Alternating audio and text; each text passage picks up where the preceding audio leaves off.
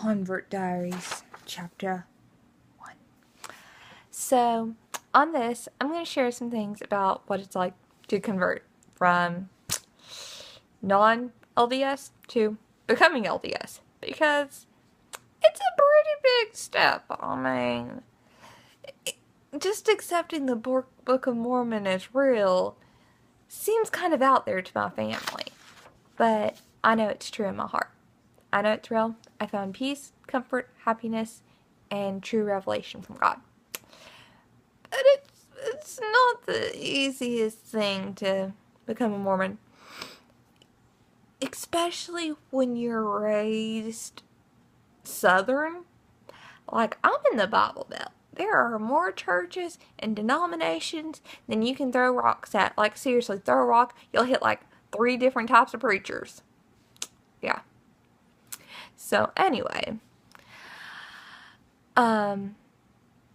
This I just want to start sharing my journey about how I converted. But I'm also, these videos, I'll get other converts to collaborate, and just anyone who wants to, and share your stories and like your struggles. Because there's differences. I mean, no, the church is not impossible to live. It's actually very loving, and having the Holy Ghost within me to lead and guide me, it's easiest thing I've ever done. But it's still, like, big. Because, like I shared in my first video, I was a party girl.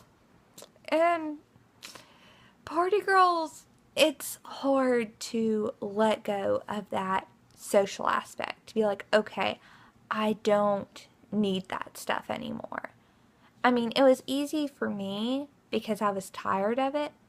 But I know a lot of people are probably struggling. And if you're not LDS yet, and you're a party girl, and you're like, my life is broken, I hope that you hear my stories and you say, you know what? There's hope for me. I can have a happy life too. So, first story I'm going to share. I'm actually going to share a little bit of how and why I joined the church. Okay, so when I first met the missionaries, didn't want anything to do with it. Honestly, them talking to me, I was like, whatever, I'm at work. I gotta be nice to these people. These guys are so weird. I pity them so much. But like, they came by and talked to me a few more times. I was like, okay, they're pretty cool. They're my friends now. Someone nice. You know, whatever. Then one day, they were just always so peaceful and happy, and even though it's like they're away from their families and friends and their whole life was just the church, they had more happiness than me. And I was like, I have like everything in a way that I could want at that moment, and I had no happiness. So I was like, look, dudes, I know I already told you that I know all about Jesus, because I did know all about Jesus. I mean, goodness, I have this tattoo on my wrist because I believe in Jesus. I've never not believed in Jesus. But they had something about them that I had never seen. That in all my life of being raised, you know, if you don't do this or you don't do that, you're going straight to hell. They had something else. They had love and compassion and peace and just wanting to reach out to people. And that's just, it's mind-blowing, honestly. Because you could be a total jerk to these guys and they're just going to be like, okay, I still want to teach you about Jesus. I want you to go to heaven, but whatever. And I'm like, who does that? Like, what? So, anywho, they kept coming around. Finally, I was like, I've always, like, known what a Mormon was, but I never knew what the beliefs were. So I was like, what is a Mormon? What do you believe? What do you do? And so they were like, oh, okay, you ready for this? They sent me down, gave me a little summary, and I was like, okay, I mean, I was raised believing in this. That's similar to that. Not so crazy, not so crazy. Haven't lost me yet. So then they were all excited and they were like, you know what? We need to get you a Book of Mormon. It was like 10 degrees outside. Not really, but like Alabama, I don't do below 70. Like below 70 might as well be 0. So I was like, no, just bring it to me another time. I just got off work. I'm about to go to my car. Don't go get the book. Just bring it to me a different time. Kind of thinking that I wouldn't see them again. Like, whatever. They probably didn't think I was serious.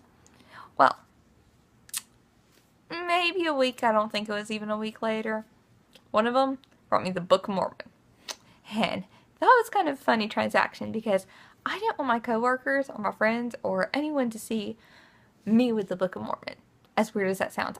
I was embarrassed that I was listening to the crazy people.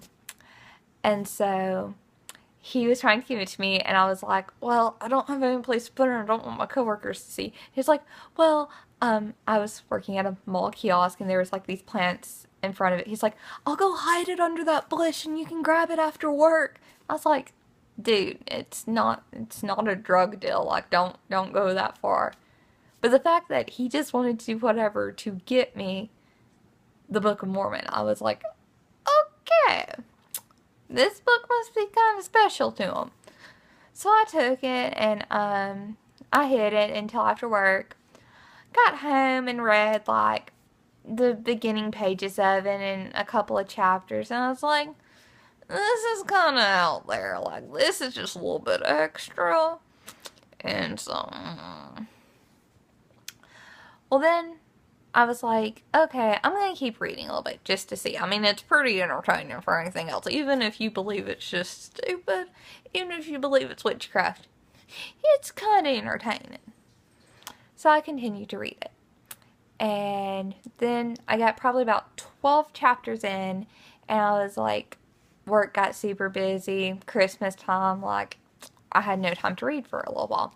Well, they stopped back by at the mall and was like, oh, hey, Susan, yeah, have you read any of the Book of Mormon? I was like, the first 12 chapters. They were like, oh, you actually read it?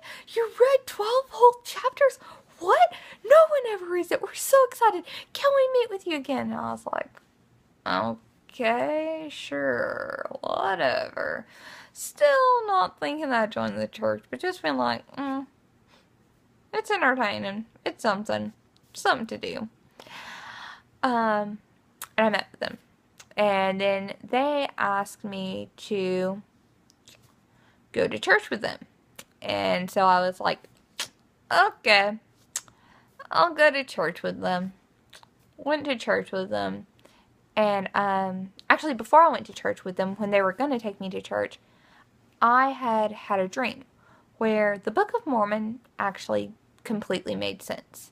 And I was like, I woke up and I was like, I get it now. I understand it. Like, God knows that sometimes it takes different ways to reach different ones of us.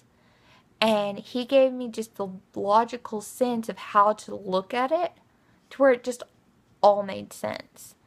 But anyways, then I went to church with them. And they were like, it was good. Like, it wasn't anything like out there. It wasn't weird. I mean, I didn't drink the Kool-Aid. That's a joke between me and my sisters. Like, the people, cults. She says I joined a cult.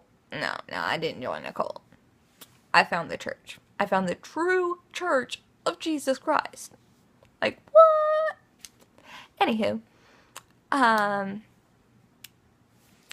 after that church service, I went home and I had a horrible headache. I get bad migraines. When I get migraines, it's not just like, oh, I got a headache. It's like I can go blind sometimes. I'm in bed days for sick. I'm throwing up. I have seizures. Like, it's bad. It's serious. Well, during that, I'd laid down for a few minutes and I wasn't really asleep, but I wasn't awake. And I had this vision. And I couldn't see above these waist, but it was two men dressed completely in the brightest white I'd ever seen. And they said, my plan is not to be understood because I want to break everything down. Like, I want to even, like, I'm the person, like, you know, I believe in God and Jesus, but it's like, what really is God? What is, like, I question everything. And it said, my plan, it's not be understood, but to be followed. And I was like, you know, okay. And then in this dream, like, this is kind of crazy. I still can't believe it to this day.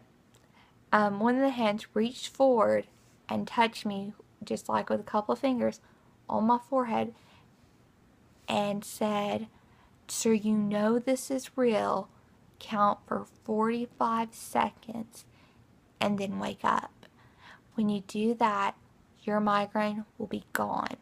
And I'm telling you, nothing like that's ever happened before. If I have a migraine, it ain't going away that easy. Like, I'll still have after effects even if the pain subsides, I'm going to be sick for a few days. I wasn't. I counted 45 seconds, opened my eyes, and boom, like, it was gone. And I also felt this love and all this stuff in my heart, and I was like, what is this? Like, I'd read some verses in the Book of Mormon that was also hopeful, where it was like everything I'd believed in was in there, backing up the Bible of everything I believed in the Bible, but then also having this, like, vision of Jesus. I was like, what? So I messaged my missionaries, and I was like, y'all, I have to be baptized. And they were like, wait, what? You're asking us? We don't have to stalk you? Like, we haven't even taught you all the lessons yet. You don't even know what all you're getting yourself into. I was like, y'all, I know this is real. I know it in my heart. I know it in my mind. I feel it in my spirit. Like, this is real. My heart alone, from some of the Book of Mormon that I read, I felt my cold heart. Like, I had a heart like the Grinch. It grew. I had that moment, like the Grinch, where I just felt my heart. And then I've just felt so overwhelmed by love. And it's just unexplainable. So anyways, that's kind of the story of how I met them and decided wanted to be a Mormon and stuff. It's not because they tried to force me, but it's because God let me know. And I think that's the most important thing to anyone considering joining the church or who's in the church, is knowing that you're doing this because you know it in your heart. You know it. And if you don't, if you're questioning it, just ask God. He will let you know. He will talk if you will listen. Anyways, this was kind of a long video. Sorry about that.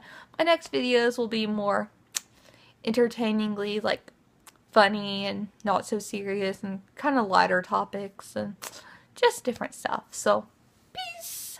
Subscribe, share, whatever. I don't care. Just want to change at least one life.